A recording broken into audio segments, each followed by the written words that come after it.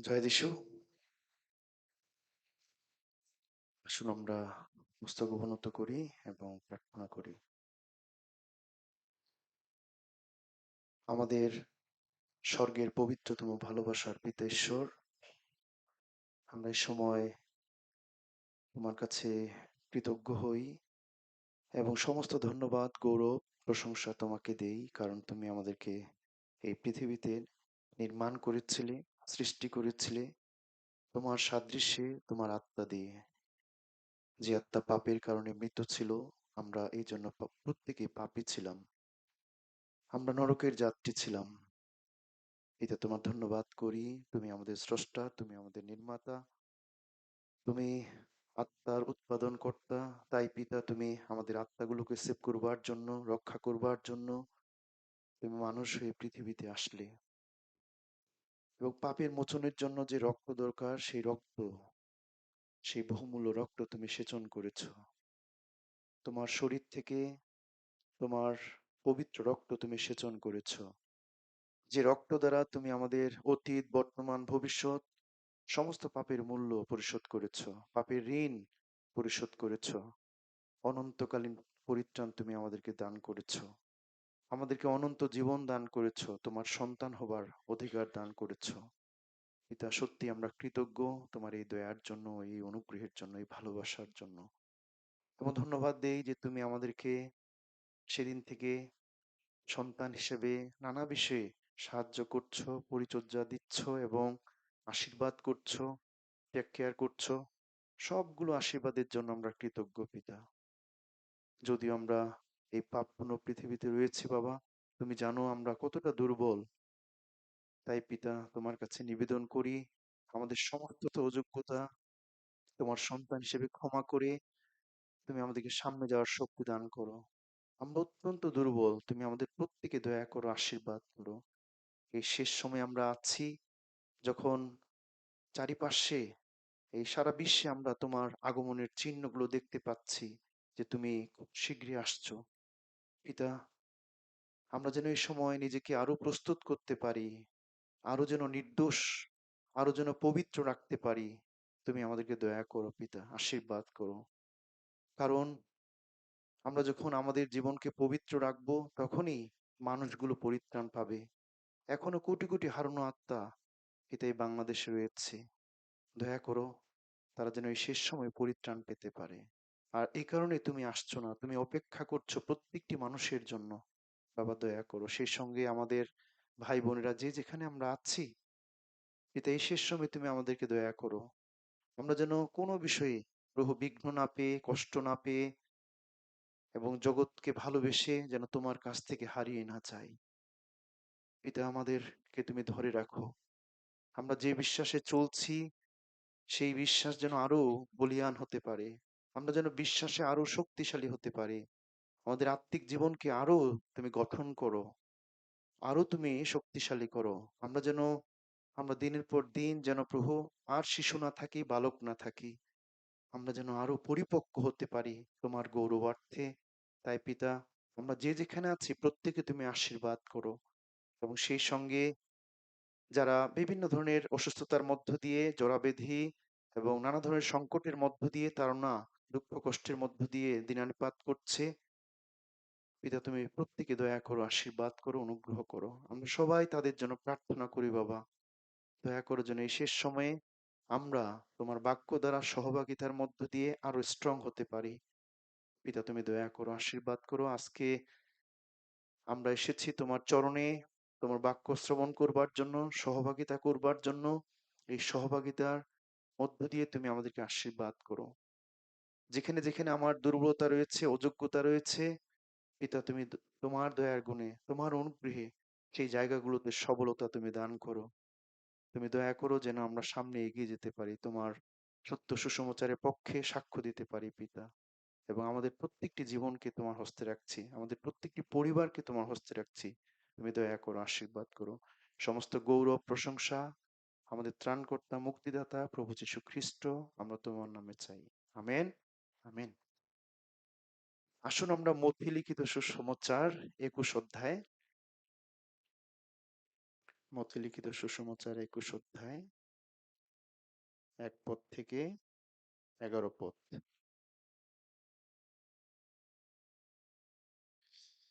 এক পদ থেকে 11 পদ।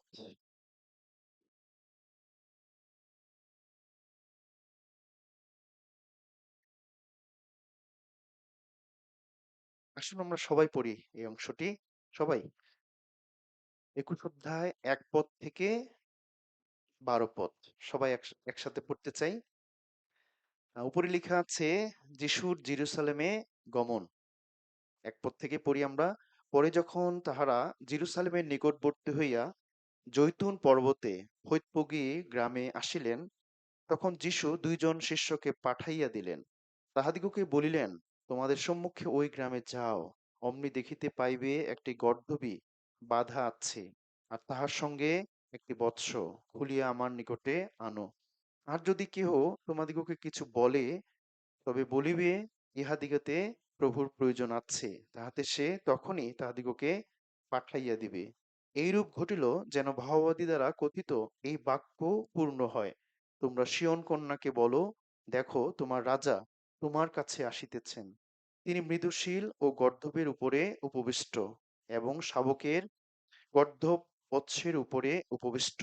পরে ওই শিষ্যেরা গিয়া যিশুর আজ্ঞা অনুসারে কার্য করিলেন, গর্দভীকে ও শাবকটিকে আনিলেন এবং তাহাদের উপরে আপনাদের বস্ত্র পাতিয়া দিলেন, আর তিনি তাহাদের উপরে বসিলেন।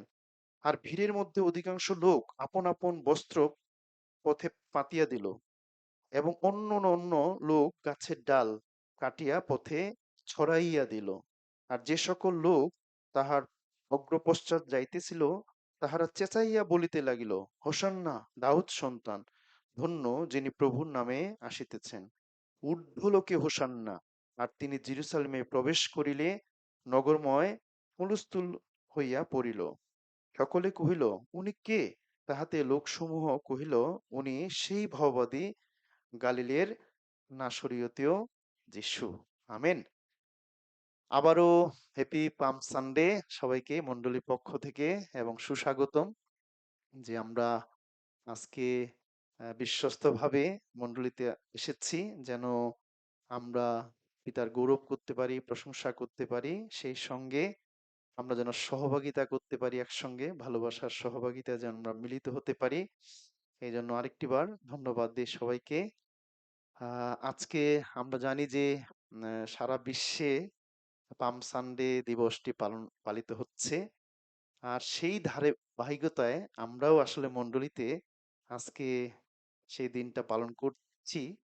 যদিও এত বেশি আমাদের আয়োজন নেই, কারণ আজকে হয়তোবা খেজুর পাতা রাখলে ভালো হইতো, আর অনেক বিষয় না, বাট আজকে এই খেজুর পাতার এবং সেই ডালপালের এবং সেই বস্ত্রের অর্থটা জানতে চাই, আসলে সত্যি কি এগুলো দরকার আছে কিনা, না সেই বিষয়গুলো আমরা আত্মিক অর্থটা জানতে চাই আসলে।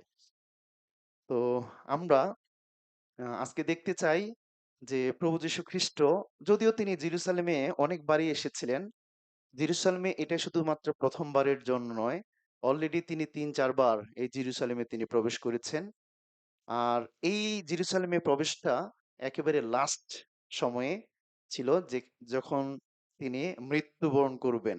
এই জন্য এই জেরুসালেমে প্রবেশটা একটু স্পেশাল আসলে। হ্যাঁ, অন্যান্য সময় জেরুসালেমে তিনি প্রবেশ করেছিলেন যখন তার বয়স কম ছিল, ঠিক শিশুকাল অবস্থাও তিনি কিন্তু জেরুসালেমে এসেছিলেন, তার বাবা বাবা মা তাকে উৎসর্গ করেছিল, না, এবং আরো কয়েকবার এসেছিলেন। বাট আজকেরটা হচ্ছে স্পেশাল আসলে, না। তো সেই স্পেশালিটি আমরা দেখতে চাই বাক্য দ্বারা, যে প্রভু যীশু খ্রিস্ট তিনি কেন তার সমস্ত মিনিস্ট্রি শেষ করে, সেই 3.5 বছরের মিনিস্ট্রি শেষ করে তিনি জেরুসালেমে তিনি প্রবেশ করতে যাচ্ছেন, কারণটা কি, উদ্দেশ্যটা কি, এবং সেই উদ্দেশ্যটাই আমরা জানতে চাই, বুঝতে চাই। আর আমরা জানি যে সে সময় যখন যীশুখ্রিস্ট তিনি জেরুসালেমে প্রবেশ করবেন, তখন এখানে বলা হয়েছে যে নগরময় হুলস্থুল হইয়া পড়িয়া গেল, না, সারা নগর, সারা এলাকা, না, হুলস্থুল একটা কাণ্ড, হয়তোবা মাইকিং, প্রচারিং সমস্ত কিছুই হচ্ছিল যে যীশুখ্রিস্ট তিনি প্রবেশ করছেন। তো এই জন্য আমরা ধন্যবাদ দেই যে প্রভু যীশু খ্রিস্ট তিনি মৃত্যুর জন্যই জেরুসালেমে তিনি প্রবেশ করেছিলেন বিধায় আমরা রক্ষা পেয়েছি। আর এই জন্য আমরা ধন্যবাদ দেই যে তার এই স্যাক্রিফাইসের মধ্য দিয়ে আমরা রক্ষা পেয়েছি। আজকে আমরা দেখতে চাই যে এই যিহুদিরা সাধারণত তারা ৩টা পর্বে তারা জেরুসালেমে প্রবেশ করত। অ্যাকচুয়ালি এই ১২টা গোত্র যে ছিল ইসরায়েল জাতির, এই ১২টা গোত্র তারা বিভিন্ন জায়গায় বসবাস করত, না? কিন্তু যখন এই ৩টি পর্ব আসতো, এই ৩টি পর্বের সময় বিভিন্ন গোত্রের মানুষগুলো এক জায়গায় তারা মিলিত হতো। সেটা হচ্ছে জেরুসালেম। জেরুসালেমে তারা মিলিত হতো। আমরা যদি ২য় বিবরণ দেখি, ২য় বিবরণ, তারপরে আমরা এখানে আসি। তো আমরা আগে দেখতে চাই যে কেন এই নিস্তার পর্ব আসলে? কোথা থেকে এই নিস্তার পর্ব? অ্যাকচুয়ালি আসলে যীশুখ্রিস্ট যে জেরুসালেমে তিনি প্রবেশ করছেন, এই সময়টা ছিল নিস্তার পর্বের একটা সময়। এবং এই নিস্তার পর্বের অর্থটা একটু জানতে চাই।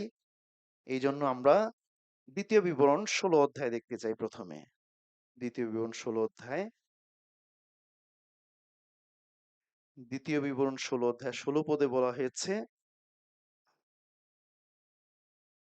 তোমার প্রত্যেক পুরুষ বৎসরের মধ্যে ৩ বার তোমার ঈশ্বর সদাপ্রভুর সম্মুখে তাহার মনোনীত স্থানে দেখা দিবে। তারিশূন্য রুটির উৎসবে, ৭ সপ্তাহের উৎসবে ও কুটিরের উৎসবে, এই ৩টি পর্বে তারা আসত। আর তাহারা সদাপ্রভুর সম্মুখে রিক্ত হস্তে দেখা দিবে না। প্রত্যেকজন তোমার ঈশ্বর সদাপ্রভুর দত্ত আশীর্বাদ অনুসারে আপন আপন সঙ্গতি অনুযায়ী উপহার দেবে। এই দিনে তারা নিশ্চয় খালি হাতে আসতো না। যেটা আমরা যাত্রা পুস্তক যদি দেখি, যাত্রা পুস্তক ২৩ অধ্যায়, যে যখন তারা সেই নিস্তার পর্বের সময় আসে বা তারিশূন্য রুটির পর্বটা আসে, তখন তারা আসলে কি করত? যাত্রা পুস্তক ১৩ অধ্যায়টা দেখতে চাই আমরা।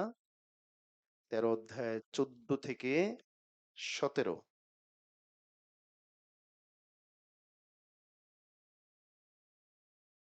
যাত্রা পুস্তক ২৩ অধ্যায়, সরি, ২৩ অধ্যায়, ২৩ অধ্যায়।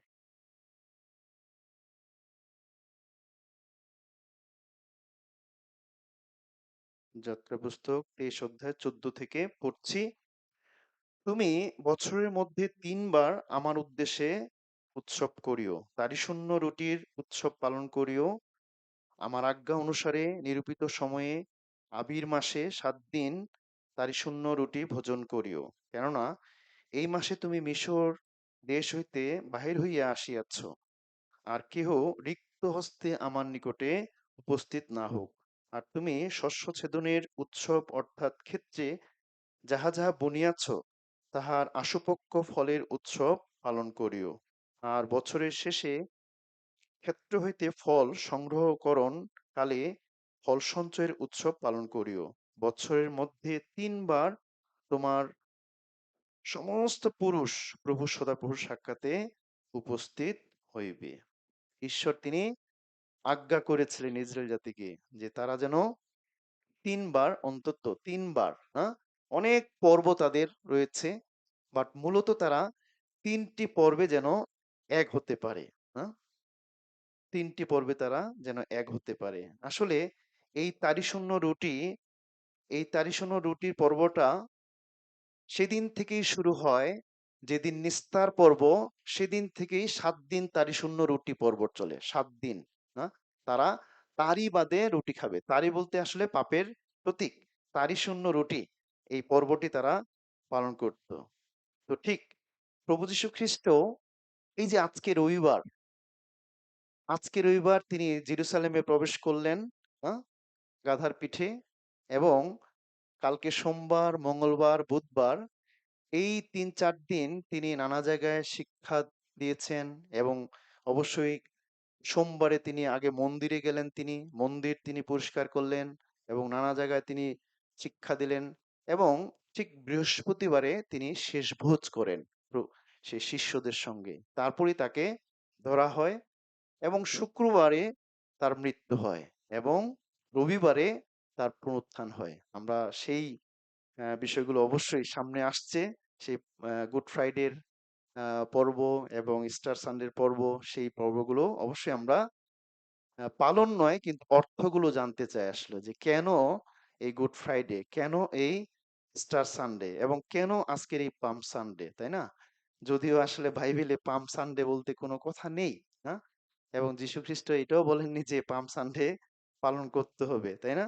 বাট আমরা যদি অর্থটা বুঝতে পারি আসলে, যে এই পাম সানডে কেন আমরা পালন করব, না? কেন আজকের এই দিনে আমরা উপস্থিত হয়েছি? আসলে যীশু খ্রিস্ট তিনি তিনি হচ্ছেন নিস্তার পর্বের মেষশাবক। তিনি যখন জেরুসালেমে তিনি প্রবেশ করছেন, তিনি সেই নিস্তার পর্বের মেষশাবক। তিনি পাপী মানুষের জন্য নিজের জীবনকে উৎসর্গ করবেন, না? আর এই কারণেই এই নিস্তার পর্বটি আসলে ইসরায়েল জাতির জীবনে, এই নিস্তার পর্বটি কখন কবে পালিত হয়েছিল? যেদিন দশমতম আঘাত করা হয় মিশরে, না? যেটির যাত্রা পুস্তক 12 অধ্যায়ে বলা হয়েছে, দশমতম আঘাত সেই নিস্তার পর্বের রাতে হয়েছিল। এবং আমরা জানি, সেই বাইবেল সেমিনারে দেখেছি, সেই নিস্তার পর্বের রাতে কি হয়েছিল এবং সেটি কি হচ্ছে নিস্তার পর্ব। আমরা যদি যাত্রা পুস্তক 12 অধ্যায়ে দেখি, যাত্রা পুস্তক 12 অধ্যায়, এই নিস্তার পর্বের রাতে তারা কি করত? এখানে 12 অধ্যায়ে বলা হয়েছে, বিশেষ করে চার পদ, আর মেষশাবক ভোজন করিতে যদি কাহারও পরিজন অল্প হয়, তবে সে ও তাহার গৃহের নিকটবর্তী প্রতিবাসী প্রাণীগণের সংখ্যানুসারে একটি মেষশাবক লইবে। তোমরা এক একজনের ভোজন শক্তি অনুসারে মেষশাবকের জন্য গণনা করিবে। তোমাদের সেই শাবকটি নির্দোষ ও প্রথম বৎসরের পুংশাবক হইবে। তোমরা মেষপালের কিংবা ছাগপালের মধ্য হইতে তাহা লইবে। এবং 11 পদে বলা হয়েছে, আর তোমরা এইরূপে তাহা ভোজন করিবে, কটিবন্ধন করিবে, চরণে পাদুকা দিবে, হস্তে যষ্টি লইবে, ত্বরান্বিত হইয়া তাহা ভোজন করিবে। ইহা সদাপ্রভুর নিস্তার পর্ব। এবং 12 পদ, কেননা সেই রাত্রিতে আমি মিশর দেশের মধ্য দিয়া যাইব এবং মিশর দেশস্থ মানুষের ও পশুর যাবতীয় প্রথম জাতকে আঘাত করিব। আর আমি মিশরের যাবতীয় দেবের বিচার করিয়া দণ্ড দিব, আমি সদাপ্রভু। অতএব তোমরা যে যে গৃহে থাকো, তোমাদের পক্ষে ওই রক্ত চিহ্ন স্বরূপে সেই গৃহের উপরে থাকিবে, তাহাতে আমি যখন মিশর দেশকে আঘাত করিব, তখন সেই রক্ত দেখিলে তোমাদিগকে ছাড়িয়া অগ্রে যাইব, সংহারের আঘাত তোমাদের উপরে পড়িবে না। আর এই দিন তোমাদের স্মরণীয় হইবে এবং তোমরা এই দিনকে সদাপ্রভু উৎসব বলিয়া পালন করিবে। পুরুষানুক্রমে চিরস্থায়ী বিধিমতে এই উৎসব পালন করিবে। এই নিস্তার পর্বের রাত্রে কি হয়েছিল, যেটা আমরা বাইবেল সেমিনারে সুসমাচারের সময় দেখেছি, যে নির্দোষ মেষ এবং ছাগ নেওয়া হইতো এবং মসির মধ্য দিয়ে ঘোষণা দেওয়া হয়েছিল যে সেই রক্ত তারা দরজার বাজুতে লাগাবে, তাই না? ঘরের বাজুতে তারা লাগাবে এবং সেই মাংসটা তারা খেয়ে ফেলবে, না? কিছুই রাখবে না, বার্ন করে তারা খেয়ে ফেলবে। ওদিন তারা ভোজ করবে, না? এবং সব মাংস সব খেয়ে ফেলবে। এবং তারপরে কিন্তু এটাকে বলা হচ্ছে আসলে নিস্তার পর্ব।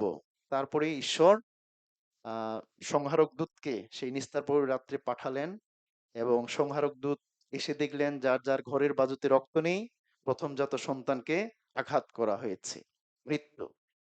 এবং তারপরেই ফোরন সিদ্ধান্ত নেয় যে ওকে, মসি তুমি তোমার জাতিকে নিয়ে বের হও। অর্থাৎ এই রক্ত দ্বারাই কিন্তু ইসরায়েল জাতি তারা রক্ষা পেয়েছে। তার মানে এই নিস্তার পর্বের মূল উপাদান কি? এই পশু এবং রক্ত। এবং সেই যীশুখ্রিস্টই হলেন সেই নিস্তার পর্বের মেষশাবক, যিনি যীশুখ্রিস্ট 2000 বছর পূর্বে এসেছিলেন এবং তার পূর্বে ইসরায়েল জাতি সেই নিস্তার পর্ব তারা পালন করত। প্রত্যেক বছর এখনো তারা নিস্তার পর্ব পালন করে থাকে। এই নিস্তার পর্বটি হচ্ছে তারা স্মরণ করে থাকে, শুধু নিস্তার পর্বটি পালন করে নয়, তারা আসলে সেদিন মেষ উৎসর্গ করে, তাই না? সেদিন পশু উৎসর্গ করে, সেদিন তারা ভোজন পান করে এবং স্মরণ করে আমরা মিশরে ছিলাম, দাসত্বের মধ্যে ছিলাম। ঠিক যেভাবে আমরা গত শুক্রবারে মেবি না প্রভুর ভোজ গ্রহণ করেছি। এই প্রভুর ভোজের অর্থ কি আসলে? শরণার্থে, না? প্রথম করিন্থীয় 11 অধ্যায় 23 পদ থেকে বলা হয়েছে যে প্রভুর ভোজটা হচ্ছে শরণার্থে। ঠিক নিস্তার পর্বটা এখনো ইসরায়েল জাতি পালন করে থাকে, স্মরণ করে তারা যে আমরা কোনো এক সময় সেই মিশরে বন্দি অবস্থায় ছিলাম। এই মিশর বলতে কি আসলে পাপ জগৎ, আমরা প্রত্যেকেই পাপের মধ্যে ছিলাম। আর যীশু খ্রিস্ট তিনি আসলেন সেই নিস্তার পর্বে মেষশাবক হয়ে, তিনি আসলেন আপনাকে আমাকে রক্ষা করবার জন্য। যেটা প্রথম করিন্থীয় যদি দেখি আমরা 5 অধ্যায়, প্রথম করিন্থীয় 5 অধ্যায়, প্রথম করিন্থীয় 5 অধ্যায় 7 পদ। প্রথম করিন্থীয় 5 অধ্যায় 7 পদে বলা হয়েছে, পুরাতন তারি বাহির করিয়া দেও, যেন তোমরা নূতন তাল হইতে পারো। তোমরা তো তারই শূন্য, কারণ আমাদের নিস্তার পূর্বীয় মেষশাবক বলীকৃত হইয়াছেন, তিনি খ্রিস্ট। অতএব আইসো, আমরা পুরাতন তারি দিয়া নয়, হিংসা ও দুষ্টতার তারি দিয়া নয়, কিন্তু সরলতা ও সত্যশীলতার তারি শূন্য রুটি দিয়া পর্বটি পালন করি। নিস্তার পর্ব, রক্ত দ্বারা আমরা ক্ষমা পেয়েছি। এখন আমাদের তারি শূন্য রুটি চলছে আমাদের জীবনে। তারি শূন্য রুটি বলতে কি, আমরা যেন পাপবিহীন জীবনযাপন করতে পারি। আমাদের হোল জীবনটাই হচ্ছে এখন তারি শূন্য রুটির পর্ব চলছে না, তারি শূন্য রুটি পর্ব। তার মানে নিস্তার পর্বের পরেই তারি শূন্য পর্বটি 1 সপ্তাহ যাবৎ চলে। এই 1 সপ্তাহ যাবৎ তারা তারিবিহীন সেই রুটি খায়। ঠিক আমাদের লাইফটাও তাই, এই তারি বলতে আসলে পাপ। এই কারণে এখানে বলা হয়েছে পুরাতন তারি বাহির করিয়া দাও। 6 পদে, তোমাদের শ্লাঘা করা ভালো নয়, তোমরা কি জানো না যে অল্প তারি সুজির সমস্ত তাল তারিময় করিয়া ফেলে। তা এই তারি হচ্ছে পাপ না, পাপবিহীন জীবন যাপন করা, এটি হচ্ছে তারি শূন্য রুটি। এবং সেই তারি শূন্য রুটি আসলে প্রভু যীশু খ্রিস্ট নিজেই, তার শরীরটা পাপবিহীন ছিল। তিনি আসলে রুটি, হ্যাঁ? তার মধ্যে কোনো পাপ ছিল না, পাপের লেশ মাত্র ছিল না। প্রথম জন 2 অধ্যায় 3 অধ্যায় বলা হয়েছে তাহাতে কোনো পাপ নেই। যীশু খ্রিস্টের মধ্যে কোনো পাপ নেই। মতি 27 অধ্যায় বলা হয়েছে, স্কৃত জিহুদা বলেছেন, আমি নির্দোষ রক্ত সমর্পণ করিয়া আমি ভুল করেছি, অন্যায় করেছি না। যীশুখ্রিস্টের রক্তটাও ছিল নির্দোষ। আর এই কারণেই তার নামটা হচ্ছে যিশু। যিশু মানে কি, ত্রাণকর্তা। কি থেকে ত্রাণ করবেন? পাপ থেকে ত্রাণ করবেন। এবং পাপের ক্ষমার জন্য রক্ত দিতে হবে, রক্ত, পবিত্র রক্ত দরকার।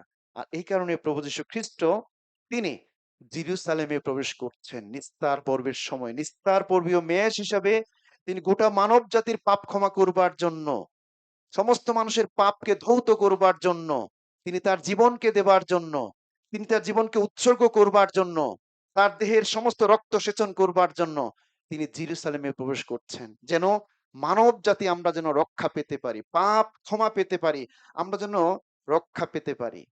আর এই কারণে প্রভু যীশু খ্রিস্ট তিনি জেরুসালেমে তিনি প্রবেশ করছেন। আর যখন তিনি প্রবেশ করেন, তখন অনেক আয়োজন আমরা দেখতে পাচ্ছি, তাই না? এখানে গাধার আয়োজন, গাছের আয়োজন, পাতার আয়োজন, সেই খেজুর পাতার আয়োজন, না? অনেক আয়োজন। এই আয়োজনগুলোর এই আয়োজনগুলোর অর্থ কি আসলে? সেটাই আমরা জানতে চাই। প্রথমে আমরা দেখতে চাই যে, আমরা যদি আরো যোহন পুস্তক দেখি, একই ঘটনা কিন্তু এই জেরুসালেমে প্রবেশের ঘটনাটা মথি 21 অধ্যায়ে যেভাবে আছে, মার্ক 11 অধ্যায়ে আছে, লুক 19 অধ্যায়ে আছে এবং যোহন 12 অধ্যায়ে বলা হয়েছে। আমরা যোহন 12 অধ্যায়ে চলে যাই। যোহন 12 অধ্যায় একই ঘটনা সেখানে দেওয়া হয়েছে। যোহনও সেটা উদ্ধৃত করেছেন। আমরা যোহন লিখিত সুসমাচার 12 অধ্যায় যদি 12 পদ দেখি এবং 13 পদ, এখানে বলা হয়েছে, পরদিন পর্বে আগত বিস্তর লোক যিশু জেরুসালেমে আসিতেছেন শুনিয়া শুনিতে পাইয়া খরচুর পত্র লইয়া তাহার সহিত সাক্ষাৎ করিতে বাহির হইল। আর উচ্চস্বরে বলিতে লাগিল, হোসান্না, ধন্য যিনি, ধন্য তিনি, যিনি প্রভুর নামে আসিতেছেন, যিনি ইসরায়েলের রাজা। তখন যিশু একটি গর্দভ শাবক পাইয়া তাহার উপরে বসিলেন, যেমন লেখা আছে, ওই সিয়ন কন্যে, ভয় করিও না, দেখো তোমার রাজা আসিতেছেন, গর্দভ শাবকে চড়িয়া আসিতেছেন। যীশু খ্রিস্ট তিনি যখন জেরুসালেমে তিনি প্রবেশ করেন, তখন অনেক কিছুর আয়োজন আমরা দেখতে পাচ্ছি। প্রথমে কি, গর্দভ গাছকে, না এসে গর্দভকে ব্যবহার করা হয়েছে। তারপরে যখন তিনি আসেন, তখন শুধুমাত্র আহ, খেজুর পাতা নয়, যোহনে বলা হয়েছে খেজুর পাতা, কিন্তু আপনি যদি মথিতে দেখেন, মার্কে দেখেন এবং লুকে দেখেন, ওইখানে কিন্তু বলা হয়েছে গাছের পাতাও, বস্ত্র, হ্যাঁ তারা দিয়েছে, বস্ত্র তারা পেতে দিয়েছিল। না, আমরা এই যে গাছের ডাল এবং বস্ত্র পেতে দেওয়া এবং খেজুর পাতা উড়ানো, হ্যাঁ, এই তিনটির অর্থ আমরা আসলে জানতে চাই। না, সাধারণত পুরাতন নিয়মে রাজারা যখন রাজারা যখন আসতো, তখন প্রজারা বস্ত্র তারা পাতিয়ে দিত, বস্ত্র তারা পাতিয়ে দিত, ঠিক আছে, নিচে। এই বস্ত্র, এই বস্ত্রের অর্থটা কি আসলে?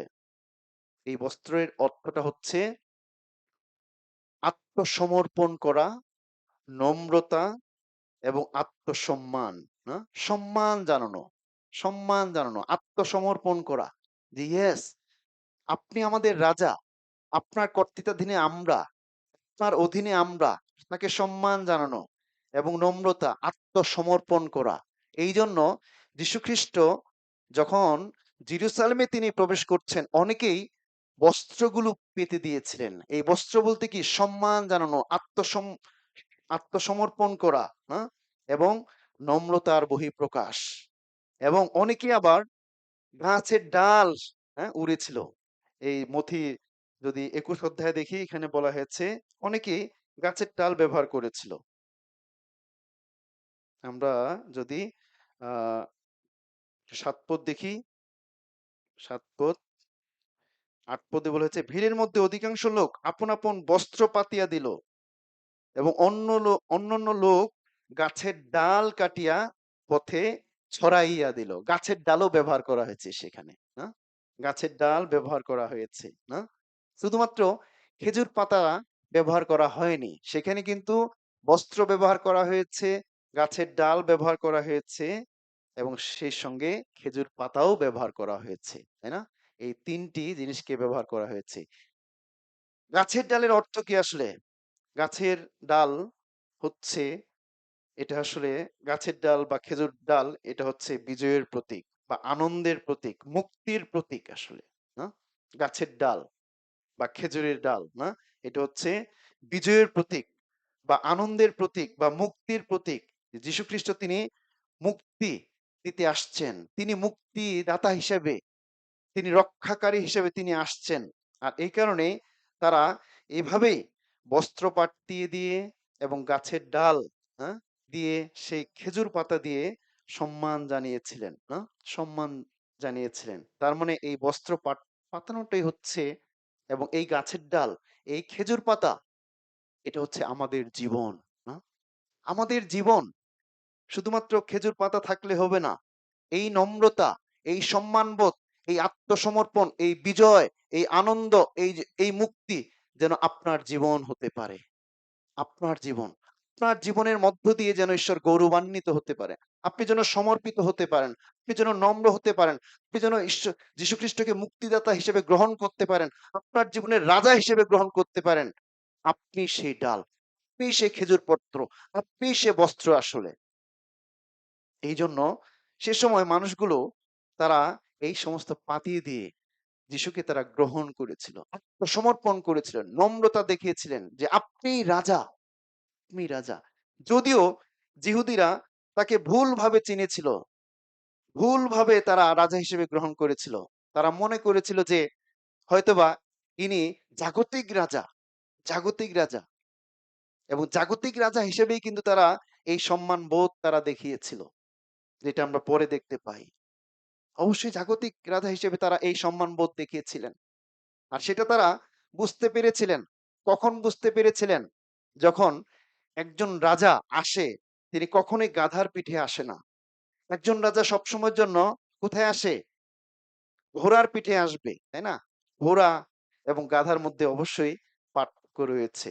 গাধা হচ্ছে ঠিক নম্রতার প্রতীক এবং ধীর স্থিরভাবে চলে, শান্তির প্রতীক। কিন্তু ঘোড়া হচ্ছে যুদ্ধের প্রতীক, শক্তিশালী, দ্রুতগামী এবং ক্ষমতার প্রতীক। যেখানে যীশুখ্রিস্ট তিনি রাজা, তিনি ঘোড়ার পিঠে আসবেন। আর সেখানে তিনি আসলেন কিসে? গাধার পিঠে করে তিনি আসলেন। এটা কতটা আশ্চর্যের বিষয়। ধরে নিন যে আমাদের মিরপুর ১০ এ অ্যানাউন্স করা হচ্ছে আমাদের honourable prime minister Tarique Zia আসবেন, তারেক রহমান আসবেন। ঠিক আছে? ঘোষণা দেওয়া হচ্ছে আসবেন অমুক মাঠে আসতেছেন, না? ঘোষণা দেওয়া হচ্ছে। আমরা কিন্তু সবাই প্রস্তুত থাকবো, তাই না? সবাই।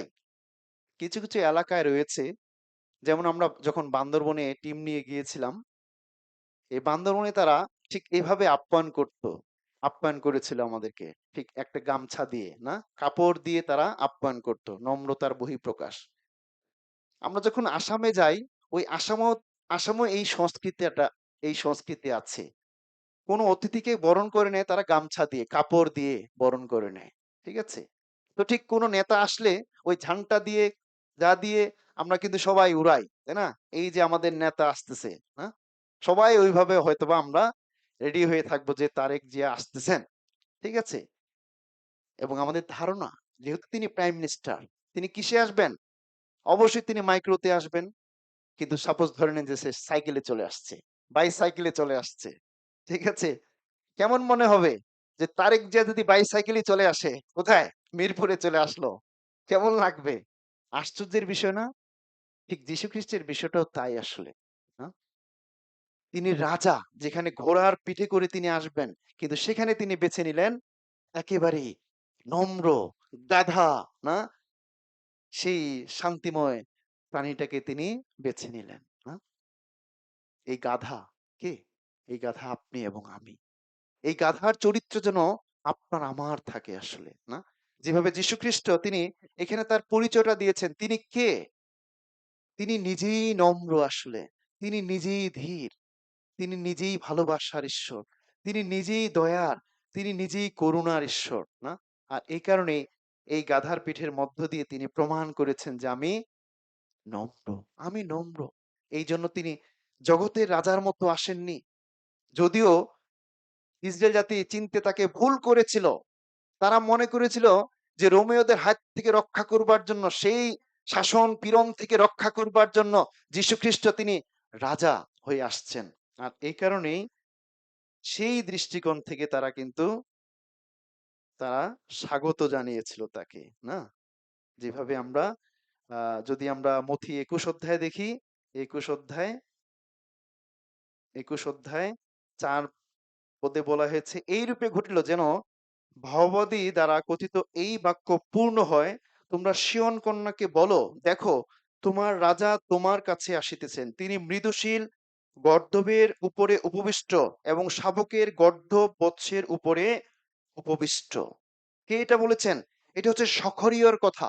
সখরীয় ভবানী তিনি সেই জেরুসালেম সম্পর্কে, ইসরায়েল জাতির সম্পর্কে তিনি বলছেন, যখন তারা বন্দিত্ব অবস্থায় ছিল, সেই ৭০ বছর বন্দিত্ব অবস্থা ছিল বাবিলে, এবং সেখান থেকে ফিরে আসার পরে ইসরায়েল চূর্ণ বিচূর্ণ, ইসরায়েল ছন্ন ছাড়া হয়ে যায়। হ্যাঁ? সেখানে কোনো আর প্রত্যাশা নেই। আর এই কারণেই সে সময় সখরীয়র মধ্য দিয়ে ঈশ্বর ভগবানী করছেন যে এই ইসরায়েল জাতিকে রক্ষা করবার জন্য, এই ইসরায়েল জাতিকে উঠে দাঁড়ানোর জন্য, এই ইসরায়েল জাতিকে লিড দেবার জন্য, পরিচালনা করবার জন্য আরেকজন রাজা আসতেছেন। তিনি বলেছেন সান্ত্বনার বাক্য। হ্যাঁ? নিরাশ হওয়ার কোনো দরকার নেই। যোহনে বলা হয়েছে ভয় করিও না। আমরা যদি যোহন পুস্তক দেখি, যোহন ১২ অধ্যায়, সখরীয় ৯ অধ্যায়ে বলা হয়েছে। যোহন ১২ অধ্যায়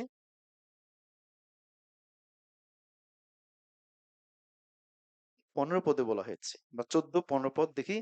তখন যিশু একটি গর্দভ শাবক পাইয়া তাহার উপরে বসিলেন, যেমন লেখা আছে, ওই সিয়ন কন্যে। এই ওই সিয়ন কন্যে বলতে কি? ইসরায়েল জাতিকে বলা হচ্ছে ভয় করিও না। দেখো তোমার রাজা আসিতেছেন, গর্দভ শাবকের চড়িয়া আসিতেছেন। হ্যাঁ? ভয় করিও না, ইসরায়েল জাতি তোমরা ভয় করো না। যদিও তোমরা চূর্ণ বিচ্ছিন্ন, ছিন্ন বিচ্ছিন্ন, সব শেষ ইসরায়েল জাতির। বাবিল থেকে আসার পরে তাদের আর কোনো কিছু ছিল না। সখরীয়র মধ্য দিয়ে ঘোষণা করছেন তোমাদেরকে রক্ষা করবার জন্য, প্রোটেকশন করবার জন্য একজন মুক্তিদাতা, একজন রাজা আসছেন। আর এই বিশ্বাসে ইসরায়েল জাতি মনে করেছিল যে ইয়েস, যীশু খ্রিস্ট সেই রাজা যিনি আমাদের রোমীয়দের হাত থেকে রক্ষা করবেন। আমাদের দেশ, আমাদের জাতি আবার ঘুরে দাঁড়াবে, আবার উঠে দাঁড়াবে, আবার শক্তিশালী হবে।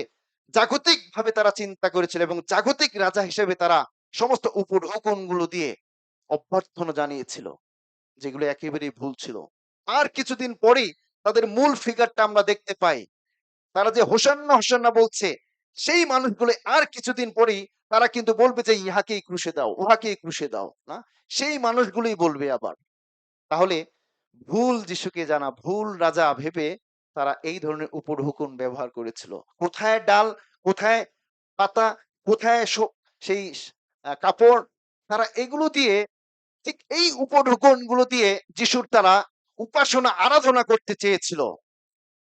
যিশু এগুলোতে সন্তুষ্ট নন। তিনি দেখেছিলেন তাদের অন্তরগুলো, হৃদয়গুলো সত্যি কি তারা চূর্ণ বিচূর্ণ কিনা, সত্যি কি তারা আমাকে গ্রহণ করার জন্য প্রস্তুত কিনা, সত্যি কি তারা আমাকে গ্রহণ করবে কিনা, সত্যি কি তারা তাদের হৃদয়ের রাজা হিসেবে, মুক্তিদাতা হিসেবে, রক্ষাকর্তা হিসেবে, অনন্ত জীবনের কর্তা হিসেবে তারা কি আমাকে গ্রহণ করবে কিনা। যিশু চিন্তা করছেন তাদের হৃদয়ের বিষয়টা, চিন্তা করেছিলেন জাগতিক ভাবে। ভুল কোথায় আসলে? আজকে খ্রিস্টান গুলো হয়তোবা এই জাঁকজমক নিয়ে, উপঢৌকন নিয়ে অনেক কিছু আয়োজন করছি, কিন্তু যীশু খ্রিস্ট এগুলো দেখতে চান না। যীশু খ্রিস্ট দেখতে চান আপনার হৃদয় কি আসলে, আপনার হৃদয় আসলে আপনি কি তাকে আপনার জীবনের রাজা হিসেবে গ্রহণ করেছেন, আপনার জীবনে মুক্তিদাতা হিসেবে গ্রহণ করেছেন? সত্যি কি আপনার জীবনে তিনি রাজা? সত্যি কি আপনার জীবনে তিনি প্রভু? সত্যি কি আপনি তাকে নম্রভাবে সমর্পিত হয়েছেন তার কাছে? এই বস্ত্র পাতার অর্থ কি আসলে? আমাদের জীবন যেন আমরা নম্র হতে পারি, সমর্পিত হতে পারি, এটাই। এই জন্য এই উপঢৌকন দিয়ে নয় আসলে, এই উপঢৌকন দিয়ে যিশুকে সেবা করা যায় না, যিশুর উপাসনা করা যায় না। যিশুকে উপাসনা করতে গেলে হৃদয় দিয়ে, মন দিয়ে, নিজেই আমরা। এই জন্য আসুন প্রিয় ভাই বোন, আমরা আমরা প্রত্যেকে সেই গর্দভ ছিলাম, প্রত্যেকে সেই সেই গাধা ছিলাম। আর এই কারণে ঈশ্বরের দয়াটা আমরা বুঝতে পেরেছি আসলে। কিন্তু যিহুদিরা, তারা যিশুকে গ্রহণ করেনি, অনেকেই যিশুকে গ্রহণ করেনি। যোহন ১ অধ্যায় যদি দেখি আমরা, যোহন ১ অধ্যায়,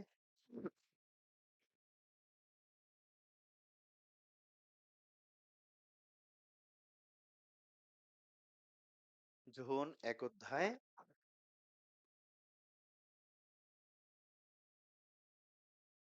১ অধ্যায় ১১ পদ।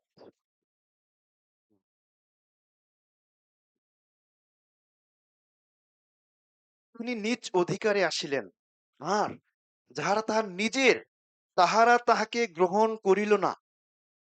কিন্তু যত লোক তাহাকে গ্রহণ করিল, সেই সকলকে, যাহারা তাহার নামে বিশ্বাস করে, তাহাদিগকে তিনি ঈশ্বরের সন্তান হইবার ক্ষমতা দিলেন।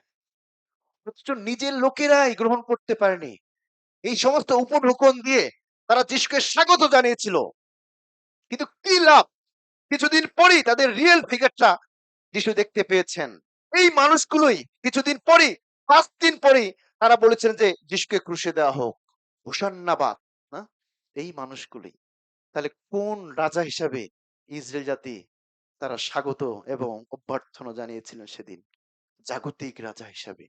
আপনার জীবনেও যদি যিশুকে একজন জাগতিক রাজা হিসেবে, জাগতিক প্রভু হিসেবে জানেন, তবে মিথ্যা আসলে আপনার জীবন। এই জন্য এখানে হচ্ছে যত লোক তাহাকে গ্রহণ করলো, যখন যিহুদিরা এটাকে রিপিউট করলো যিশুকে, এই সুসমাচার আমাদের কাছে চলে এসেছে। আমরা যত লোক তাকে এখন আমরা বিশ্বাস করেছি, আমরা অনন্ত জীবন লাভ করেছি। ওয়াও! কিন্তু এই যে ইহুদি জাতি, বড় বড় নেতারা, ধর্মীয় গুরুরা তারা আসলে গ্রহণ করতে পারেনি। যীশুখ্রিস্ট যেদিন জন্মগ্রহণ করেন, কারা এসেছিলেন?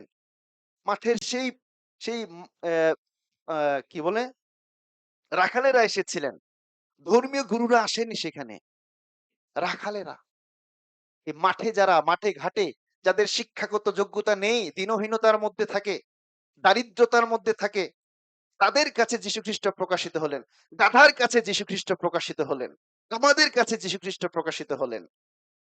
বড়, বড় সে ধর্মীয় নেতাদের কাছে যীশুখ্রিস্ট প্রকাশিত হতে চাননি। তিনি বড়, বড় নেতাদের জন্য নয়, তিনি পাপীদের জন্য আসলেন। আমাদের জন্য।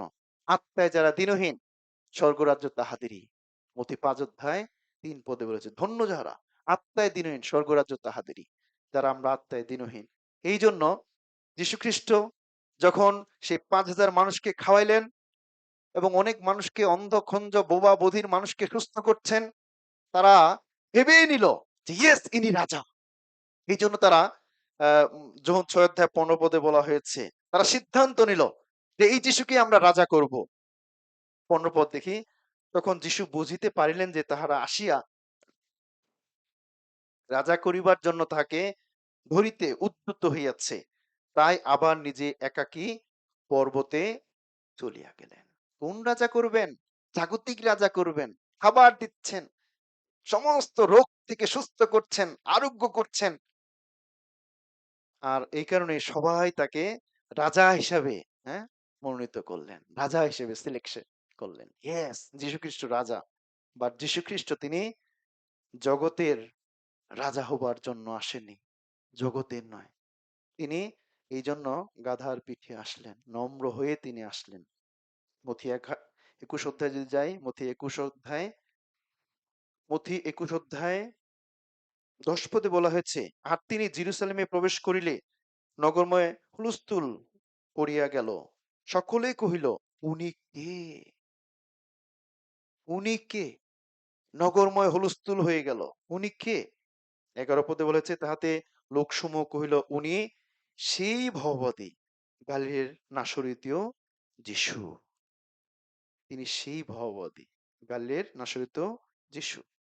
আর এই জন্য ৯ পদে বলেছে, আর যে সকল লোক তাহার অগ্রপশ্চাৎ যাইতেছিল তাহারা চেঁচাইয়া বলিতে লাগিল, হোসান্না দাউদ সন্তান, ধন্য যিনি প্রভুর নামে আসিতেছেন ঊর্ধ্ব লোকে, হোসান্না। না, কে উনি? বারবার এই প্রশ্নটি যীশু খ্রিস্ট তিনি শিষ্যদেরকেও করতেন। তোমরা কি বলো, আমি কে? মথি ১৬ অধ্যায় বলা হয়েছে, তোমরা কি বলো আমি কে? অনেকেই বলতো যে আপনি যোহন বাপ্তিজক, এলিও, আপনি ভাওবাদী। হ্যাঁ, বাট শিমন পিতর তিনি উত্তম উত্তম একটা স্টেটমেন্ট দিয়েছিলেন যে আপনি জীবন্ত ঈশ্বরের পুত্র, আপনি খ্রিস্ট, আপনি। হ্যাঁ? ঠিক, আমরা আমাদের জীবনে যীশু খ্রিস্টকে কি হিসেবে জানি, কি হিসেবে গ্রহণ করেছি? আসলে আপনার কাছে যীশু খ্রিস্ট কে? শুধুমাত্র হিলার? আপনি অসুস্থ হবেন, তিনি সুস্থ করবেন। আপনার রোগ শোক আছে, দারিদ্রতা আছে, তিনি মুক্ত করবেন আপনাকে। এই যদি আপনার কাছে যীশু খ্রিস্ট হয়, তাহলে আপনিও ঠিক ইসরায়েল জাতির মতো। আসলে ইসরায়েল জাতির মতো হয়তোবা স্বাগত জানাচ্ছেন। ওই পাম সানডে আসলে আপনি গাদা গাদা সেই খেজুর পাতা দিয়ে পাম সানডে স্বাগত জানাচ্ছেন, কিন্তু লাভ কি? আপনার জীবনে তো তিনি মুক্তিদাতা নয়। আপনার জীবনে তিনি জাগতিক রাজা, জাগতিক প্রভু। আপনার রোগ শোক থেকে, আপনার দারিদ্রতা থেকে, আপনার সমস্ত জাগতিকতা এই আপনার প্রভু। তাহলে আপনিও কিন্তু ঠিক ইসরায়েল জাতির মতো, যেন আমরা ইসরায়েল জাতির মতো না হয়। উনি কে? এখানে সবাই বলছে উনি কে? তাহলে উনি কে? যীশু খ্রিস্ট কে? আর যীশু খ্রিস্ট তিনি এখানে ৯ পদে হচ্ছে, হোসান্না দাউদ সন্তান, ধন্য যিনি প্রভুর নামে আসিতেছেন ঊর্ধ্বলোকে। হোসান্না গ্রিক ওয়ার্ড, এটা একটা হোসান্না গ্রিক ওয়ার্ড, কিন্তু এর বাংলা মানে কি? দয়া করে আমাদেরকে উদ্ধার করো, রক্ষা করো। না, এই সেন্সটা তারা ব্যবহার করেছে, উদ্ধার করবে বাবিল থেকে, রোগশোক থেকে। জেরুজালেম ধ্বংস হয়ে যাচ্ছে, প্রাচীরগুলো ধ্বংস হয়ে গেছে, জমিগুলো অনুর্বর হয়ে গেছে, জাতি ছিন্ন ভিন্ন হয়ে গেছে। উদ্ধার করো প্রভু, উদ্ধার করো। এই হিসাবে তারা, হ্যাঁ, সেদিন খেজুর পাতা দিয়ে স্বাগত জানিয়েছিল যে জেরুসালেমকে উদ্ধার করা হবে, ইসরায়েল জাতিকে উদ্ধার করা হবে, শান্তি দেওয়া হবে, জাগতিক শান্তি দেওয়া হবে। কিন্তু হোসান্না শব্দের অর্থ এটা নয়। হোসান্না শব্দের প্রকৃত অর্থ হচ্ছে পাপ থেকে রক্ষা করো আমাকে, নরক থেকে রক্ষা করো, দোজখ থেকে রক্ষা করো আমাকে, আমাকে অনন্ত জীবন দাও, আমাকে আত্মার পরিত্রাণ দাও, আত্মায় নতুন জন্ম দাও, আমি স্বর্গে যেতে চাই। এই হোসান্না শব্দের প্রকৃত অর্থ তাই আসলে, জাগতিক রক্ষা নয়। হোসান্না শব্দের অর্থ হচ্ছে যেন আমার আত্মা নরকে না যায়, আমি যেন পাপের কারণে নরকে না যাই, আমি যেন পাপের হাত থেকে রক্ষা পাই, নরকের হাত থেকে রক্ষা পাই। যীশু খ্রিস্ট এই জন্যই আপনাকে আমাকে ভালোবেসে তিনি জেরুসালেমে প্রবেশ করছেন তার বহুমূল্য রক্ত দেবার জন্য, যে রক্ত দ্বারা আপনার সমস্ত পাপের তিনি ক্ষমা করবেন, পাপের মূল্য তিনি পরিশোধ করবেন অনন্তকালের জন্য, যেন আপনি রক্ষা পেতে পারেন।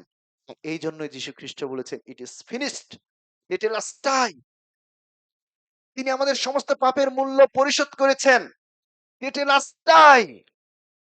এই টেটেলাস্টাইটা হচ্ছে তিনি আমাদের সমস্ত পাপের ঋণ পরিশোধ করেছেন অনন্তকালের জন্য। আমেন। ইনি যীশু খ্রিস্ট, ইনি যীশু খ্রিস্ট। উনি কে? উনি কে? সবাই চিনতে পারছে না। শিমন পিতর একটা ভালো জীবন্ত স্টেটমেন্ট দিয়েছিলেন, আপনি সে খ্রিস্ট, আপনি মুক্তিদাতা। হ্যাঁ, এছাড়া সবাই যোহন বাপ্তজক, এলিও, সবাই। আমাদের কাছে যীশু খ্রিস্ট কে? উনি কে? উনি কে? না, সবাই এই প্রশ্নটি করেছিল। আর এই কারণে যিশুকে চিনতে সত্যি তাদের কষ্ট হচ্ছিল, কারণ তিনি ঘোড়ার পিঠে যদি আসতেন ইজিলি চিনতে পারতেন। ঘোড়ার পিঠে যারা আসে রাজা, কিন্তু যিশু তো সেই গাধার পিঠে আসছেন, গণনার বাইরে। আমাদের অনারেবল প্রাইম মিনিস্টার তিনি সাইকেল নিয়ে মিরপুরে আসছেন, এটা চিন্তা করা যায়? আমি ধন্যবাদ দিই আমাদের প্রাইম মিনিস্টার তারেক জিয়ার জন্য, কিছু কিছু বৈশিষ্ট্য আমি দেখতে পাচ্ছি, ওয়াও, অন্ডার। বয়স্কদেরকে নিজের জায়গাটা ছেড়ে দিচ্ছেন, বসুন, ওয়াও। হ্যাঁ, আরো কিছু কিছু নম্রতা আমি দেখতে পাচ্ছি। এভাবেই যদি, এই নম্রতা দিয়ে যদি উনি দেশ পরিচালনা করেন, সামনে এগিয়ে যাবে দেশ। কিন্তু আস্তে আস্তে যদি সেই চেয়ারটা নিজেই বসে থাকেন, হ্যাঁ, হবে না। এই নম্রতা চাই। কিছুদিন আগে তিনি মাটিও খুঁড়েছেন, ভালো লেগেছে, ওয়াও, নম্রতা। মাটি খুঁড়েছেন, যীশু খ্রিস্ট পা ধুয়ে দিয়েছেন। হ্যাঁ, এই নেতা চাই, না, প্রকৃত নেতা চাই। যীশু খ্রিস্ট তিনি পা ধুয়ে দিলেন। এই জন্য যীশু খ্রিস্ট তিনি ঘোড়ায় নয়, না, অবশ্যই যীশু খ্রিস্ট তিনি ঘোড়ায় একদিন আসবেন। প্রকাশিত বাক্য 19 অধ্যায় দেখি আমরা, অবশ্যই তিনি ঘোড়ায় আসবেন, অবশ্যই তিনি ঘোড়ায় আসবেন। কিন্তু কবে সেটা? তিনি আসবেন রাজাদের রাজা হয়ে, প্রভুদের প্রভু হয়ে। কবে সেটা? তার প্রথম আগমন গাধায় পড়ে তিনি মুক্তি দেবার জন্য, আপনাকে রক্ষা করবার জন্য তিনি গাধার পিঠে আসলেন, কিন্তু তিনি ঘোড়ার পিঠে ঠিকই আসবেন। কবে? আমরা একটু পড়ি। প্রকাশিত বাক্য 19 অধ্যায় 11 পদ থেকে বলা হয়েছে, পরে আমি দেখিলাম স্বর্গ খুলিয়া গেল, আর দেখো শ্বেতবর্ণ একটি অশ্ব, যিনি তাহার উপরে বসিয়া আছেন তিনি বিশ্বাস্য ও সত্যময় নামে আখ্যাত, এবং তিনি ধর্মশীলতার বিচার ও যুদ্ধ করেন।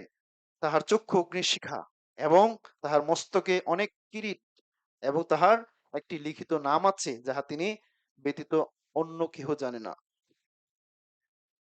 আর তিনি রক্তে ডুবানো বস্ত্র পরিহিত, এবং ঈশ্বরের বাক্য, সরি, এই নামে আখ্যাত। আর স্বর্গস্থ সৈন্যগণ তাহার অনুগমন করে। তাহারা শুক্ল বর্ণ অশ্বে আরোহী, এবং শ্বেত সূচি মসিনা বস্ত্র পরিহিত। আর তাহার মুখ হইতে এক তীক্ষ্ণ তরবারি নির্গত হয়, যেন তদ্বারা তিনি জাতিগণকে আঘাত করেন। আর তিনি লোহদণ্ড দ্বারা তাহাদিগকে শাসন করিবেন। তিনি সর্বশক্তিমান ঈশ্বরের প্রচন্ড ক্রোধরূপ মদিরাকুণ্ড দলন করিবেন। আর তাহার পরিচ্ছদ ও উরুদেশে এই নাম লেখা আছে, রাজাদের রাজা, প্রভুদের প্রভু। ইয়েস, যীশু খ্রিস্ট অবশ্যই তিনি প্রভুদের প্রভু, রাজাদের রাজা। অবশ্যই তিনি ঘোড়ায় করে আসবেন। শুধু তাই নয়, এখানে 14 পদে দেখেন, এখানে স্বর্গস্থ সৈন্যগণ তাহার অনুগমন হবে। স্বর্গস্থ সৈন্য কাদেরকে বলা হচ্ছে? কোন সময়ের কথা বলা হচ্ছে এটা? যখন তিনি জৈতুন পর্বতে আসবেন। সেই সহস্র বছর রাজত্ব করবার জন্য। হাজার বছর রাজত্ব করবার জন্য তিনি যখন আসবেন। এই স্বর্গস্থ সৈন্য বলতে কি? আমাদেরকে তিনি নিয়ে আসবেন। যারা আমরা পরিত্রাণপ্রাপ্ত আমাদেরকে নিয়ে তিনি স স তিনি সামনে থাকবেন অশ্বে, ঘোড়ায় তিনি সামনে থাকবেন এবং আমরাও সবাই ঘোড়া। আমরাও প্রভু, আমরাও রাজা এবং রাজাদের রাজা, প্রভুদের প্রভু যীশুখ্রিস্ট তিনি থাকবেন। আমরা সবাই সহস্র বছরের রাজত্ব এই পৃথিবীতে যে ১,০০০ বছর রাজত্ব হবে, সেই রাজত্বে আমরা সবাই আসবো এবং সেখানে আপনি হবেন রাজা, আমরা হব রাজা এবং যিশু হবেন রাজাদের রাজা, প্রভুদের প্রভু। আমেন? আপনি রাজা, আমরা রাজা, আপনি প্রভু এবং যিশু প্রভুদের প্রভু হবেন। সেই সহস্র বছর রাজত্বের সময়, না? আমরা রাজা, আমরা প্রভু। তখন ডমিনেট করব আমরা। এই পৃথিবীতে অনেক মানুষ থেকে যাবে, না? অনেক দেশ থেকে যাবে, অনেক জাতি থেকে যাবে। আমরা ডমিনেট করব এবং এমন আত্মিক শরীর দেয়া হবে আমাদেরকে সেই সহস্র বছর রাজত্বের সময়। সহস্র বছরের রাজত্বটা লাইক হেভেন, স্বর্গের মতো হবে। সেখানে কোনো দ্বিধাদ্বন্দ্ব, মারামারি, ঝঞ্ঝাট কিছুই থাকবে না। বাঘে মহিষে এক খাটে জল খাবে। যেসাইয় ৬৫ অধ্যায়ে বলা হয়েছে, না? লাইক হেভেন, স্বর্গের মতো হবে সেখানে।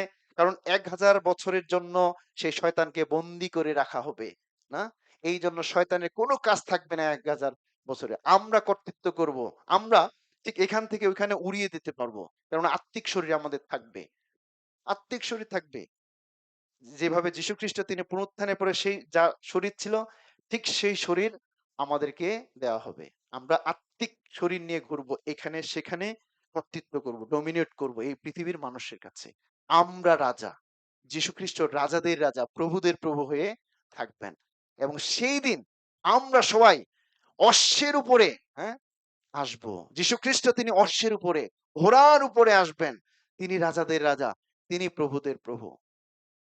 আর ইসরায়েল জাতি সেটা চিনতে পারেনি। যিশাইয় ৯ অধ্যায় যদি দেখি আমরা, যিশাইয় ৯ অধ্যায়, যিশাইয় ৯ অধ্যায়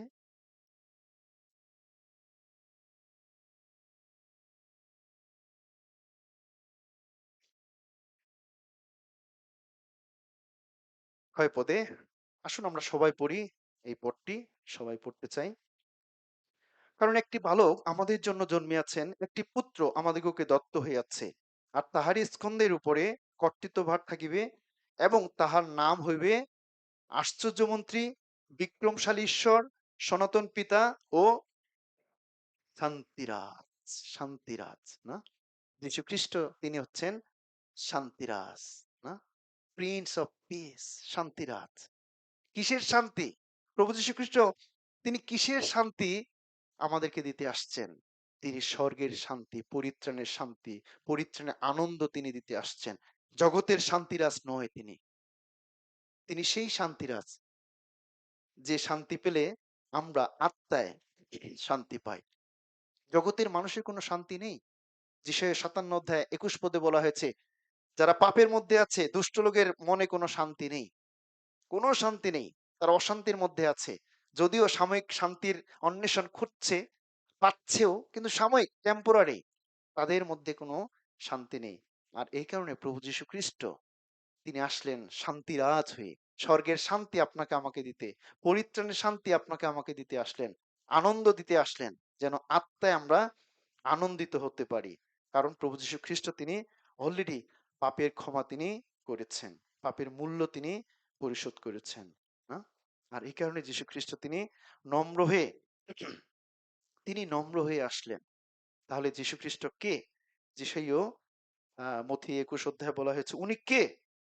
তাহাতে লোকসমূহ কহিল, উনি সেই ভববাদী গালিলের নাসরতীয় যিশু। যীশু খ্রিস্ট কে? যীশু খ্রিস্ট তিনি রাজা, প্রকৃত রাজা, না? প্রকৃত রাজা। এই রাজাকে তারা চিনতে পারেনি। আমরা যদি মথি ২৭ অধ্যায় দেখি, মথি ২৭ অধ্যায়, মথি ২৭ অধ্যায় ২২ পদ যদি দেখি আমরা, ২২ পদ, পিলাত তাহাদিগকে বলিলেন, তবে যিশু যাহাকে খ্রিস্ট বলে, তাহাকে কি তাহাকে কি করব? তাহারা সকলে কহিল, উহাকে ক্রুশে দেওয়া হোক, উহাকে ক্রুশে দেওয়া হোক। এবং আমরা যদি আহ যীশু খ্রিস্টকে যখন প্রশ্ন করা হয়, ইভেন পিলাতো বলেছিলেন, তুমি কি সত্যি রাজা, জিহুদীদের রাজা তুমি? যীশু খ্রিস্ট বলছেন যে আপনিই তো বললেন না, আপনি বললেন। এখানে আমরা দেখতে পাই 11 পদে, ইতিমধ্যে যীশুকে দেশাধ্যক্ষের সম্মুখে দাঁড় করানো হলো। দেশাধ্যক্ষ তাহাকে জিজ্ঞাসা করিলেন, তুমি কি জিহুদীদের রাজা? যীশু তাহাকে কহিলেন, তুমিই বলিলে, তুমিই বলিলে। তুমি কি জিহুদীদের রাজা? সত্যি তিনি শুধু জিহুদীদের নয়, তিনি প্রত্যেকটি মানুষের রাজা, আমাদের জীবনের রাজা তিনি, না? যারা আমরা পরিত্রাণ পেয়েছি, আমাদের জীবনের রাজা, প্রত্যেকটি মানুষের তিনি রাজা, শুধু জিহুদীদের নয়।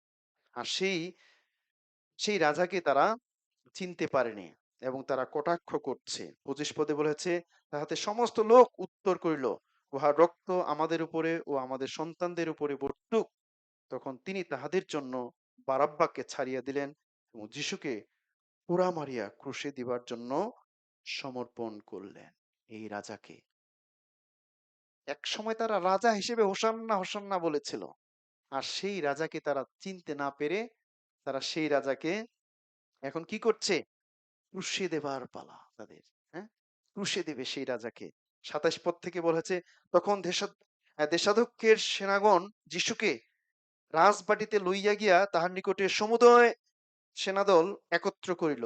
আর তাহারা তাহার বস্ত্র খুলিয়া লইয়া তাহাকে একখানি লোহিত বস্ত্র পরিধান করাইল, আর কাটার মুকুট গাঁথিয়া তাহার মস্তকে দিল ও তাহার দক্ষিণ হস্তে এক গাছি নল দিল।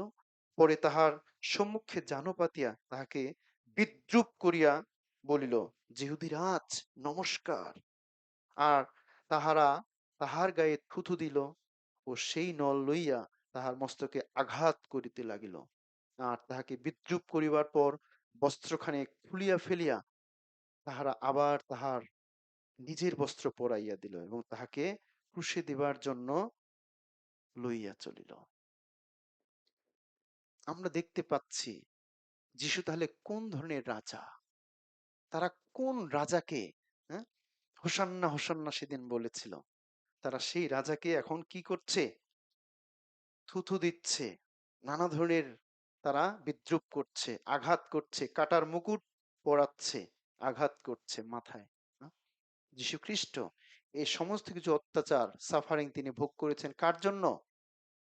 আমাদের জন্য, যেন আপনার আমার জীবনের রাজা হতে পারেন তিনি। এই জন্য তিনি সেই জাগতিক রাজত্বের কথা ভুলে গিয়ে, এবং সেই জাগতিক রাজা নয়, তিনি আত্মিক রাজা হয়ে পৃথিবীতে আসলেন এবং আমাদের পাপ ক্ষমা করবার জন্য, আমাদের রক্ষা করবার জন্য, আমাদের জীবনের রাজা হবার জন্য তিনি তিনি নিজেকে উলঙ্গ করলেন। তার গায়ে কোনো কিছুই ছিল না। তাকে বেত্রাঘাত করা হয়েছে, তাকে থুতু দেওয়া হয়েছে, তাকে মারা হয়েছে। কেন? তাহলে কোন সেই রাজা? কে উনি? উনি কে?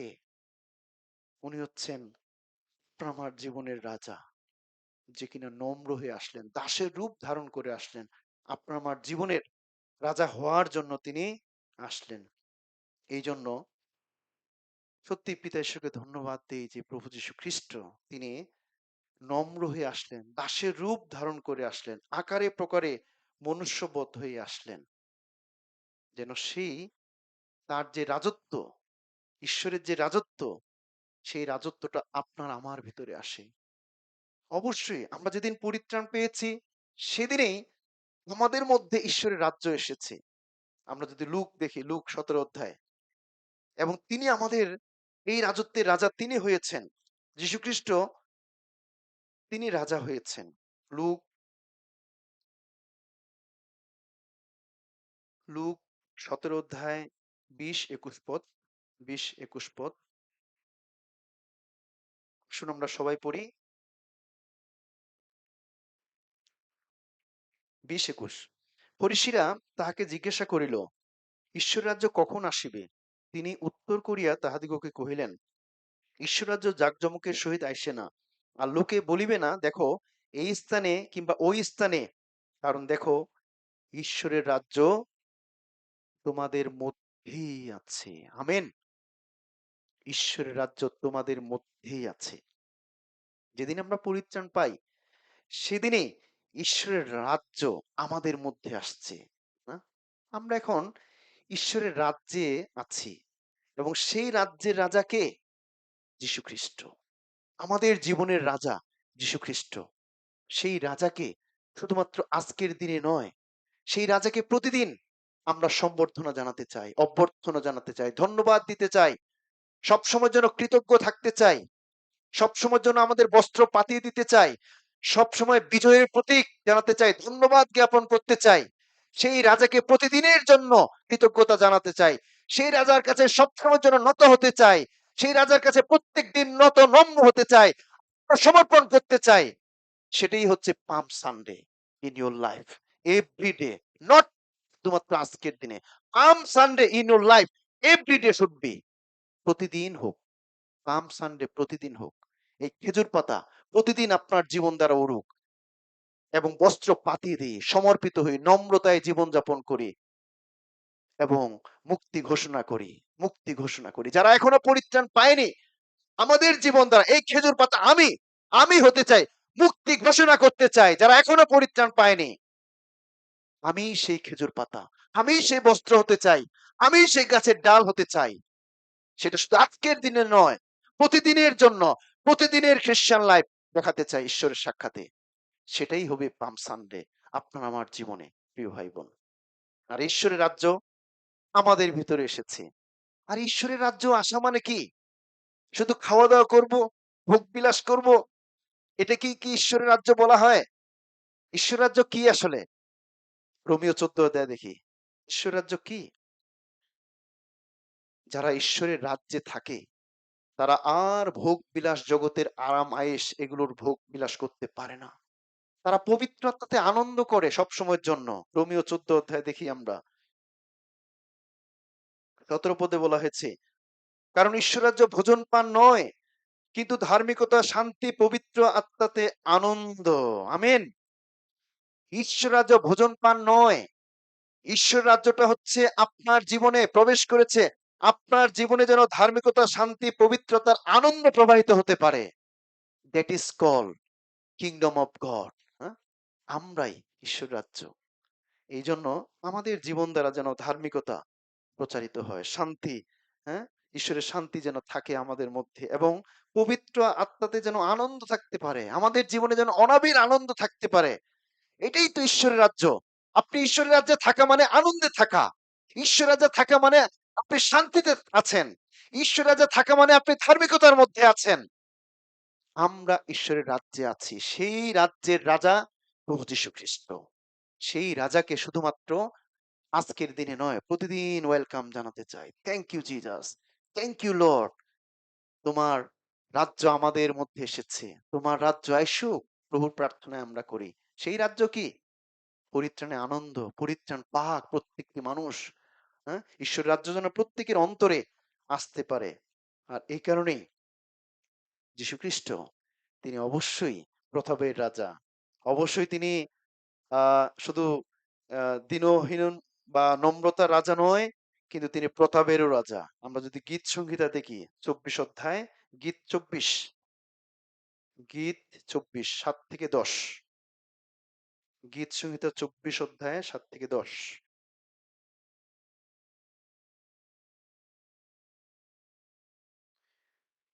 হে পুরুদ্বার সকল মস্তক তোলো, হে চিরন্তন কবাট সকল উত্থিত হও, প্রতাপের রাজা প্রবেশ করিবেন। হে, সেই প্রতাপের রাজা কে? পরাক্রমী ও বীর সদাপ্রভু, যুদ্ধবীর সদাপ্রভু। হে পুরুদ্বার সকল মস্তক তোলো, হে চিরন্তন কবাট সকল মস্তক উত্থাপন করো, প্রতাপের রাজা প্রবেশ করিবেন। হালেলুয়া। এই প্রতাপের রাজা প্রত্যেকের জীবনে প্রবেশ করতে চান, প্রত্যেকের জীবনে প্রবেশ করতে চান। জেরুসালেমে প্রবেশ যেভাবে যীশু খ্রিস্ট তিনি করেছিলেন, ঠিক প্রত্যেকটি অন্তরে তিনি করতে চান। এবং আমাদের জীবনের রাজা, আমাদের জীবনের প্রভু যীশু খ্রিস্ট। এই জন্য তার নেতৃত্বে তার কথায় আমাদেরকে চলতে হবে। তার রাজত্বে আমরা আছি। তার রাজত্বে আমরা আছি, না? আমরা প্রভুকে গ্রহণ করেছি আমাদের জীবনে। ১ম পিতর ৩ অধ্যায় চৌ ১৪ পদ দেখি আমরা। ১ম পিতর ৩ অধ্যায় ১৪ পদ। আমরা শেষ করব। ১ম পিতর ৩ অধ্যায় ১৪ পদ।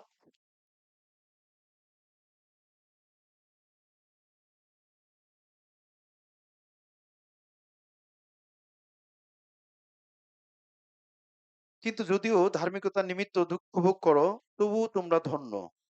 আর তোমরা উহাদের ভয়ে ভীত হইও না এবং উদ্বিগ্ন হইও না। বরং হৃদয়ের মধ্যে খ্রিস্টকে প্রভু বলিয়া পবিত্র করিয়া মানো।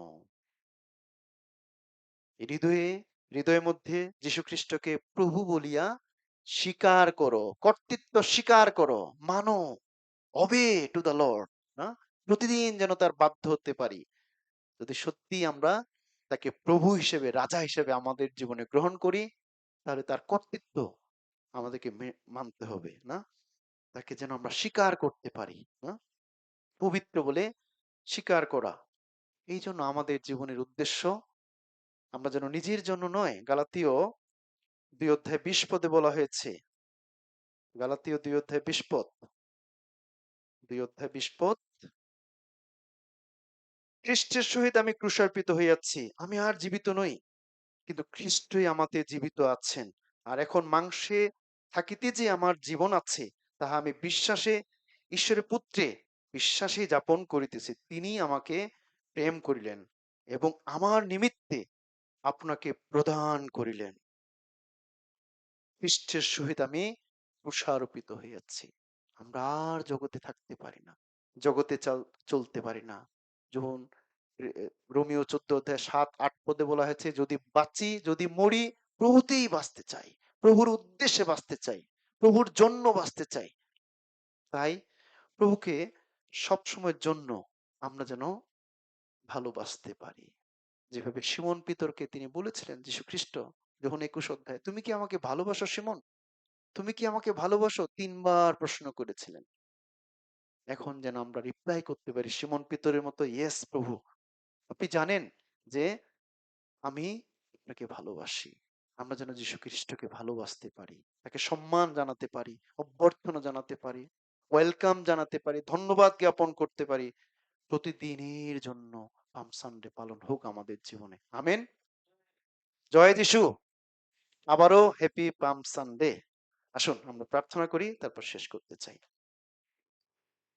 আমাদের স্বর্গের পবিত্রতম ভালোবাসার পিতা ঈশ্বর, বাবা, তোমার ধন্যবাদ করি তোমার অনুগ্রহ এবং দয়ার জন্য, যে কারণেই আমরা রক্ষা পেয়েছি।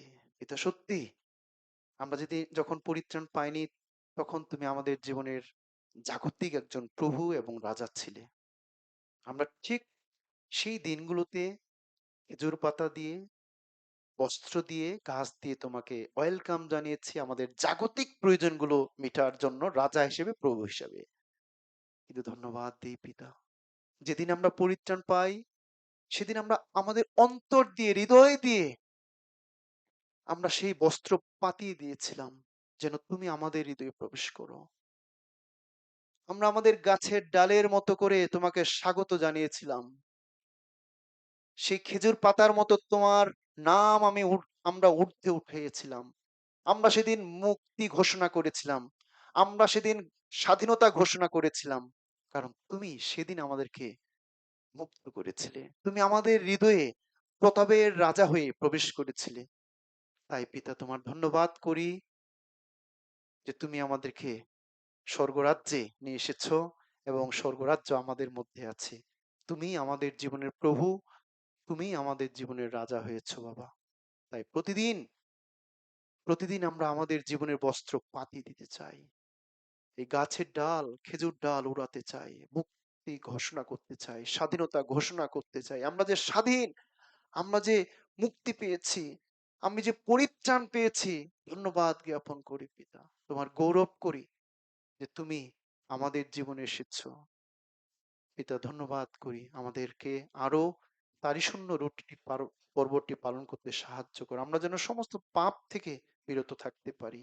হোল লাইফ যেন তারই শূন্য রুটিটি আমরা পালন করতে পারি তোমার আগমন পর্যন্ত। তুমি দয়া করো, অনুগ্রহ করো, আমাদের প্রত্যেককে সাহায্য করো, দয়া করো। সমস্ত গৌরব প্রশংসা তোমারই হোক। এই ধন্যবাদ, বিনতি, প্রার্থনা আমাদের ত্রাণকর্তা, মুক্তিদাতা প্রভু যীশু খ্রিস্ট আমরা তোমার নামে চাই। আমেন।